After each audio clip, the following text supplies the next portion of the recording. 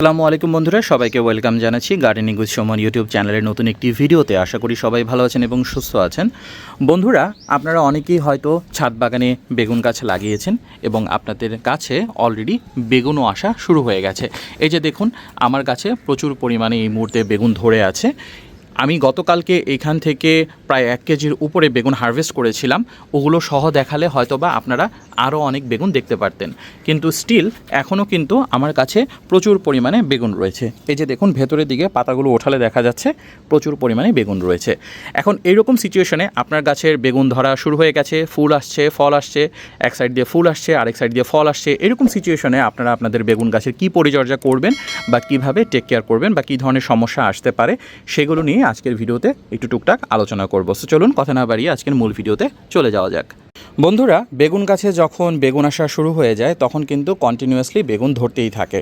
মানে আপনি যদি মোটামুটি 5-6টা বেগুন গাছ আপনার ছাদ বাগানে লাগাতে পারেন, তাহলে আপনাকে আর বাজার থেকে বেগুন কিনে খেতে হবে না। আমার এখানে টোটাল 6টা গাছ রয়েছে, এখানে 4টা, অন্য সাইডে রয়েছে 2টা। এবং আমার কিন্তু ইভেন রমজান মাসের আগে থেকেই বেগুন ধরা শুরু হয়ে গিয়েছিল। পুরো রমজান মাসে আমার বেগুন কিনে খাওয়ার কোনো প্রয়োজন পড়েনি। এখন বেগুন গাছে আপনারা কী পরিচর্যা করবেন? যখন বেগুন গাছে এরকম ফুল এবং ফল আসা শুরু হবে, তখন আপনারা একটা সুষম জৈব সার 15 দিন পর পরে গাছে দিয়ে দিবেন। বাসায় তৈরি কম্পোস্ট হতে পারে, ভার্মি কম্পোস্ট হতে পারে, বা কিনে নিয়ে আসা কম্পোস্ট হতে পারে, আপনাদের গাছে আপনারা দিয়ে দিবেন। প্লাস এই সময় আপনারা এমন কোনো ফার্টিলাইজার ব্যবহার করবেন না যেখানে প্রচুর পরিমাণে নাইট্রোজেন রয়েছে। মানে ব্যালেন্স পরিমাণে নাইট্রোজেন যদি থাকে ঠিক আছে, কিন্তু খুব বেশি পরিমাণে নাইট্রোজেন যদি থাকে তাহলে কিন্তু সেটা গাছের ফুল এবং ফল নিয়ে আসতে বাধা প্রদান করবে এবং কম ফুল এবং ফল আসবে। প্লাস ফুল আসলেও অনেক সময় আপনারা কমপ্লেন করেন যে ভাই আমার কাছে তো ফুল আসছে কিন্তু ফুলগুলো ঝরে যাচ্ছে। এটার একটা অন্যতম কারণ হতে পারে আপনার যে সারটা আপনি গাছে প্রয়োগ করছেন এখানে বেশি পরিমাণে নাইট্রোজেন রয়েছে, ফসফরাস এবং পটাশিয়াম বেশি রয়েছে। এই ধরনের ফার্টিলাইজার আপনারা ব্যবহার করবেন। কিছুদিন আগে আমি আমার চ্যানেলে একটি ভিডিও আপলোড করেছিলাম যেখানে আমি আপনাদেরকে বলেছিলাম যে কীভাবে আপনারা খুব সহজেই ঘরে অর্গানিক উপায়ে কলার খোসা থেকে পটাশিয়াম সার তৈরি করতে পারেন। এই ধরনের পটাশিয়াম সার 15 দিন পর পরে আপনারা গাছে দিয়ে দিতে পারেন। এবং আলহামদুলিল্লাহ আমি এই গাছগুলোকে সম্পূর্ণ অর্গানিক উপায়ে করা ট্রাই করছি এবং আমার রেজাল্টও কিন্তু বেশ ভালো। এবং আমার যেই বেগুনের সাইজগুলো, এই যে আমি হাতের সাথে কম্পেয়ার করলে আপনারা দেখতে পাচ্ছেন সাইজগুলো কিন্তু আলহামদুলিল্লাহ বেশ ভালো। খুব যে খারাপ তা কিন্তু না। ওই যে সামনে একটি রয়েছে, এটিও কিন্তু সাইজ বেশ ভালো। তো এটি তো নর্মাল বিষয় গেল। প্লাস এই সময় মাটি আপনারা অলওয়েজ একটু হালকা ময়েশ্চার ভাব রাখবেন, মানে হালকা ভেজা ভাব রাখবেন, একদম ড্রাই হতে দেয়া যাবে না। এই যে দেখুন, আমার মাটিগুলো যদি আপনি দেখেন, এমনিতেও গাছটা একটু ঝোপালো, তো তাই গোড়া খুব সহজে শুকায় না, একবার পানি দিলেই যথেষ্ট। এবং পাত্রগুলোও বেশ বড়, 15 গ্যালন সাইজের গ্রোয়িং ব্যাগের মধ্যে আছে। সো মোটামুটি এনাফ পরিমাণের খাবার এবং পানি এই মাটি ধারণ করতে পারে। এবং আমি এরকম একটি 15 গ্যালন সাইজের গ্রোয়িং ব্যাগে একটি মাত্রই বেগুন গাছ দিয়েছি, যে কারণে আমার ফলনটা আরও বেশি ভালো হচ্ছে। যদি আপনাদের পাত্র ছোট হয় তাহলে হয়তো বা সার দেওয়ার পরিমাণটা আরেকটু বাড়াতে হবে। পরিমাণ বলতে আমি এটা বোঝাচ্ছি যে ফ্রিকোয়েন্সি বাড়াতে হবে। 15 দিনের পরিবর্তে আপনি হয়তো 1 সপ্তাহে একবার দিবেন, মানে একবারে খুব বেশি সার দেবেন না, এতে করে কিন্তু গাছের উল্টা আরও ক্ষতি হতে পারে, গাছ মারা যেতে পারে। আর অবশ্যই যদি এমন জায়গায় বেগুন গাছগুলো থাকে যেখানে সানলাইট 6 থেকে 7 ঘন্টা সরাসরি পড়ে না, সেইখান থেকে সরিয়ে অন্য একটি জায়গায় আপনি রাখুন যেখানে মিনিমাম 6 থেকে 7 ঘন্টা সরাসরি সূর্যের আলো এই গাছগুলো পায়। না হলে আপনি যথেষ্ট পরিমাণে ফলন এখানে পাবেন না। এবং অনেকে আরও কোশ্চেন করেন যে ভাই আমার গাছে তো খুব ভালো বেগুন হচ্ছে না, খুব বেশি হচ্ছে না। পাত্রের আকার ছোট হলেও কিন্তু এই সমস্যা হতে পারে, কারণ একটা বেগুন গাছ, এই যে দেখুন এখানে কিন্তু একটা মাত্র বেগুন গাছ রয়েছে এবং এটা বিশাল একটা জায়গা জুড়ে রয়েছে। মাত্র 4টা বেগুন গাছ দেখে মনে হচ্ছে এখানে মনে হয় অনেকগুলো বেগুন গাছ রয়েছে, আসলে মূলত এখানে 4টা বেগুন গাছ রয়েছে।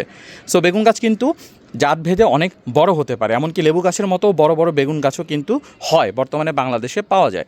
সো সেই ক্ষেত্রে ছোট পাত্র আপনারা ট্রাই করবেন অ্যাভয়েড করতে। যদি এখন লাগিয়েই থাকেন, আমি বলবো রিপোর্ট করার দরকার নেই, এবং রিপোর্ট আসলে করতেও পারবেন না, বেগুন গাছ মারা যাবে। ফিউচারে আপনারা যখন গাছ লাগাবেন একটু বড় সাইজের পাত্রের মধ্যে গাছ লাগানোর ট্রাই করবেন। বেগুন গাছের কমন কিছু রোগবালাই বা প্রবলেমের কথা বলি। তো বেগুন গাছের পাতার নিচে কিন্তু পোকার আক্রমণ হতে পারে, যদিও আমার এখানে সবগুলো গাছের পাতাই কিন্তু একদম ফ্রেশ। এই যে দেখুন, কিভাবে বুঝবেন যে আপনার গাছে পোকার আক্রমণ হয়েছে? পাতার উপর যদি এরকম ফ্রেশ থাকে তার মানে এই গাছে পোকার কোনো আক্রমণ হয়নি। আমি একটু খোঁজা ট্রাই করি। আমি প্রিভিয়াসলি যদিও দেখিয়েছিলাম আমার অন্যান্য ভিডিওতে যে বেগুন গাছে পোকার আক্রমণ হলে কেমন হয়। এইখানে হয়তো বা একটু পোকার আক্রমণ রয়েছে। হ্যাঁ, এই যে উল্টো করলে আমি জানি না, অনেক ক্ষুদ্র ক্ষুদ্র তো এগুলো আসলে দেখা যায় না, বাট উপরের অংশ ফ্যাকাশে হয়ে যাচ্ছে, ছিটছিট ফোটা ফোটার মতন তৈরি হচ্ছে, তার মানে হলো নিচের অংশে আপনার পোকার আক্রমণ হয়েছে। আবার কিছু কিছু ক্ষেত্রে যে সাইড দিয়ে একটু পুড়ে পুড়ে যাচ্ছে, এগুলো আসলে খাবারের অভাবে বা সারের অভাবে হতে পারে, বা অতিরিক্ত রোদ বা অতিরিক্ত টেম্পারেচার হাই হয়ে গেলেও এই সমস্যা হতে পারে। এগুলো পোকার আক্রমণ না। বাট সবচাইতে কমন যে প্রবলেম, যে বেগুন গাছে যখন বেগুন ধরা শুরু হয় এবং বিশেষ করে এই বর্ষাকালে, আপনি দেখবেন যে বেগুন আপনার সুন্দর, একদম ফ্রেশ, কোনো সমস্যা নেই, কিন্তু বেগুন কাটার পরে ভেতরে বিচিগুলো কালো হয়ে যাচ্ছে এবং বিচির সাইড দিয়ে পোকা হচ্ছে। আপনি বেগুনের বাইরে থেকে দেখে একদমই বুঝতে পারবেন না, একদম অবাক হয়ে যাবেন যে আসলে এর ভেতরে পোকা কোত্থেকে আসলো। ফল ছিদ্রকারী কিছু পোকা রয়েছে যেগুলো আসলে ফল ছিদ্র করে ছোট অবস্থায় যখন বেগুন থাকে, এই যে ধরুন এরকম ছোট অবস্থায় যখন বেগুন থাকে, এই বেগুনগুলোকে ছিদ্র করে এর মধ্যে ডিম পাড়ে, এবং ওই ছিদ্রটা আসলে এতই ক্ষুদ্র খালি চোখে বাইরে থেকে বোঝা যায় না, এবং বাইরেও আসলে কিন্তু এটার প্রভাব খুব একটা দেখা দেয় না। এর সমাধান হিসেবে আমি বিগত 1 বছর ধরে 2টা আমার বেগুন গাছে ব্যবহার করছি। শুধু বেগুন গাছেই না, যে সকল গাছে এই ফল ছিদ্রকারী পোকার আক্রমণ হয় সব জায়গায় ব্যবহার করছি, সেগুলো আমি আপনাদেরকে দেখিয়ে দিচ্ছি। এই যে এখানে 2টি বালাইনাশক এবং ভাইরাস নাশক রয়েছে। এই যে এখানে দেখুন একটি রয়েছে, 2টাই হলো ইস্পাহানি কোম্পানির, এবং ইস্পাহানি কোম্পানি আসলে মূলত ক্লেম করে 2টাই হলো অর্গানিকভাবে তৈরি করা, মানে ফুললি কেমিক্যালাইজড না। এখানে যেটি রয়েছে এটা হলো বায়ো এনভি, এটা হলো ফাঙ্গাসের মাধ্যমে ভাইরাসকে প্রতিরোধ করে। আপনি যে কোনো গাছে এটি স্প্রে করতে পারেন, আমি এটা বেগুন গাছে স্প্রে করি নর্মাল রোগবালাই যাতে না হয়। আর এই ফল ছিদ্রকারী পোকার জন্য আমি এইটা ইউজ করি, ইমোক্যাম। তো এটাও ইস্পাহানি গ্রুপের। এই 2টা ওরা যেহেতু ক্লেম করছে, আমি আসলে নির্দিষ্ট করে তো বলতে পারবো না, বাট প্যাকেজিংয়ের গায়ে ওরা লিখে রেখেছে এগুলো অর্গানিক। সো আমি ট্রাই করি ম্যাক্সিমাম ক্ষেত্রে অর্গানিক জিনিসপাতি ব্যবহার করার জন্য। ভালো অর্গানিক কিছু পেলে আমিও ট্রাই করি আপনাদেরকে সাজেস্ট করার জন্য। আমাকে কিন্তু এখানে কোনো স্পন্সরশিপ বা কিছু করা হয়নি। এবং দেখুন এটার উপরে কিন্তু এই যে বেগুনের ছবি দেওয়াই আছে, মানে বেগুনের জন্য এটা খুবই ভালো কাজ করে। তো বেগুন গাছের নর্মালি যে পাতার নিচে যে পোকাগুলো হয় বা ফল ছিদ্রকারী যে পোকাগুলো, সবগুলোর জন্যই কিন্তু এটা খুব ভালো কাজ করে। এবং এটা ব্যবহার করার পরে আমি এই সমস্যা থেকে মোটামুটি ভালো রকমের সমাধান পেয়েছি। এর মধ্যে আসলে কী রয়েছে, অ্যাবামেকটিন রয়েছে। সো নর্মালি আপনি এটি যদি নাও ব্যবহার করেন, আপনি এমন কোনো কীটনাশক ব্যবহার করবেন যেখানে অ্যাবামেকটিন এবং অ্যামামেকটিন এই 2টি উপাদান রয়েছে, তাহলে এই ফল ছিদ্রকারীর যে ঝামেলা এটা থেকে আপনারা সেফ থাকতে পারবেন। আর ফাঙ্গাসনাশক হিসেবে আসলে তেমন কিছু স্প্রে না করলেও চলে। আমি যেটা স্প্রে করি 80% সালফার, গাছের জন্য উপকারী, সার হিসেবেও কাজ করে, আবার ফাঙ্গাস দূর করার কাজেও লাগে। যদি বেশি পরিমাণে হয়ে যায় কখনো, তাহলে কার্বেন্ডাজিম গ্রুপের ছত্রাকনাশক আমি গাছে স্প্রে করে দিই।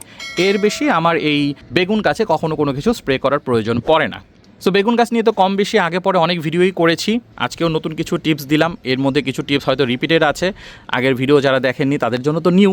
আরেকটা খুব ইম্পর্টেন্ট টিপস আমি আপনাদেরকে বলবো, এটা আসলে টিপস না, এটা আসলে একটা তথ্য। দেখবেন যে অনেক সময় বেগুন গাছে আপনাদেরকে পিঞ্চিং করতে বলে। পিঞ্চিং করার মানে হলো এই যে কচি যে ডগাগুলো রয়েছে এগুলোকে এভাবে নখ দিয়ে ছিঁড়ে ফেলে দেওয়া, এটাকেই পিঞ্চিং বলে, বা ছাঁটাই করা। এক কথায় বলতে পারেন যে বেগুন গাছের ছাঁটাই করা। এটি কি আসলে প্রয়োজনীয় কিনা? আবার অনেক সময় বলে যে নিচের দিকের যে ডালপালা পাতা রয়েছে এগুলোকেও ছিঁড়ে ফেলে দেওয়ার কথা। এগুলো আসলে কতটুকু প্রয়োজনীয়, বা এটা না করলেই কি হবে না? অনেকেই আপনারা এই কোশ্চেনটা করেন। দেখুন, যারা কমার্শিয়ালি বেগুন করে তারা কিন্তু সবসময় এগুলো ফলো করে না, বিশেষ করে বাংলাদেশে। কারণ তারা বিঘার পর বিঘা বেগুন গাছ লাগায়, এগুলো করা আসলে অতটা ফিজিবল হয় না বা সহজ হয় না তাদের জন্য। এগুলো চাইলে আপনারাও করতে পারেন, তবে আমি বলবো করার কোনো প্রয়োজন নেই। আপনার গাছ যদি হেলদি থাকে, পোকামাকড়ের আক্রমণ কম হয়, তাহলে এই পিঞ্চিং করার কোনো প্রয়োজন নেই। পিঞ্চিং করার অন্যতম একটা রিজন হলো যে সবাই বলে যে এইখানে পিঞ্চিং করে দিলে এনার্জিগুলো চারিদিকে ছড়ায় এবং এখানে যেই নিচের ডালগুলো রয়েছে সেখানে প্রচুর পরিমাণে ফুল এবং ফল আসে। কথা সত্য, কিন্তু গ্রোথ যদি ভালো হয়, মাটি যদি এনাফ পরিমাণে থাকে, আপনার গাছকে বড় করতে তো কোনো সমস্যা নেই। পিঞ্চিং আপনারা 2-1টা ডাল করতে পারেন, কিন্তু আপনি যদি এমনি ফিল করেন আপনার গাছে যথেষ্ট পরিমাণে ডালপালা রয়েছে, এই যে আমি বললাম এই গাছে আমার প্রচুর পরিমাণে ডালপালা রয়েছে, সো এটাকে নতুন করে আমার ডালপালা বাড়ানোর কোনো প্রয়োজন নেই। এই পাত্র অনুযায়ী, এর সাইজ অনুযায়ী সব কিছু ঠিকঠাক আছে, তাই আমি পিঞ্চিং করব না। আর নিচের দিকের যে পাতাগুলো, অবশ্যই হ্যাঁ এগুলো আপনারা ছাঁটাই করতে পারেন, কিন্তু এখানে একটা বিষয় রয়েছে। দেখুন আমার এখানে কিন্তু অলরেডি নিচের দিকে কিন্তু পাতা নেই। গাছ ছোট অবস্থায় যখন ছিল তখন কিছু পাতা ছিল যেগুলো একাই হলুদ হয়ে মরে ঝরে গেছে, যে এরকম হলুদ হলুদ হয়ে মরে ঝরে গেছে।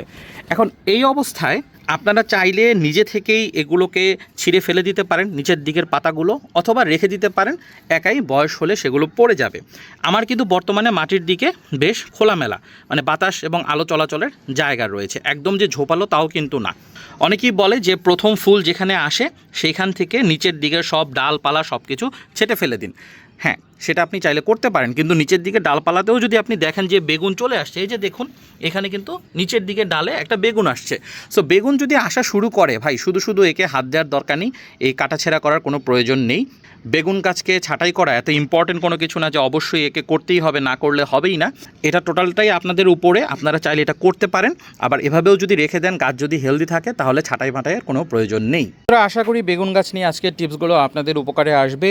আমি যদি এমন কোনো কিছু কভার না করে থাকি এবং আপনাদের যদি বেগুন গাছের অন্য কোনো বিষয় নিয়ে কোনো কোশ্চেন থাকে, আপনারা কমেন্ট সেকশনে জানাতে পারেন, আমি অ্যান্সার দেওয়ার ট্রাই করব। আর যদি কোশ্চেন খুব বেশি হয়ে যায় তাহলে আমি নতুন একটি ভিডিও করার ট্রাই করব। যদি আমার ভিডিওটি ভালো লাগে, ভিডিওটিতে লাইক করে দেবেন ইউটিউব অ্যালগোরিদমের জন্য, যাতে ইউটিউব বেশি বেশি মানুষের কাছে এই ভিডিওগুলো পাঠায়। প্লাস চ্যানেলটিতে যদি নতুন হয়ে থাকেন তাহলে চ্যানেলটিতে সাবস্ক্রাইব করে দেবেন এবং সবার সাথে ভিডিওগুলো শেয়ার করবেন। সবাইকে আমার পরবর্তী ভিডিও দেখার আমন্ত্রণ জানিয়ে আজকের ভিডিও এখানেই শেষ করছি। সবাই ভালো থাকবেন। আল্লাহ হাফেজ এবং আসসালামু আলাইকুম।